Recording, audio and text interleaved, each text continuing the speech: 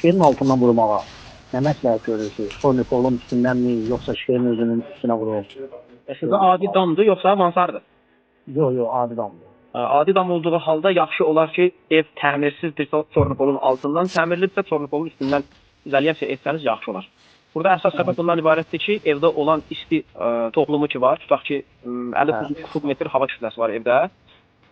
Siz tavanı yox, metal örtüyü izolasiya eləyəndə artıq burada əlavə kubmetr də var. Çünki orada 30, 40, 70 kubmetr ki var.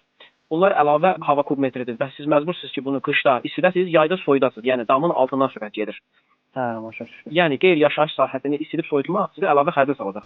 Yəni üzr istəyirəm bir dənə də son olaraq misal çəkim, elə bir 3 dənə otaq tikmisən, onların heç birisini istifadə eləmirsən, amma qışda kombi işləyir, yayda da kontener işləyir orada, düzdürmü? Yəni belə bir anlama gəlir. Ona görə də adi sadə dam olduğu halda yaxşı olar ki, məhz tornikolun üstü və ya tornikasının altı, yəni bizim bildiğimiz tavanın altı ya tavanın üstü izolasiya olunmalı. Hər ikisinin şəraitinə uyğun Milin olaraq. arasından eləmi? Bəli, milin arasında.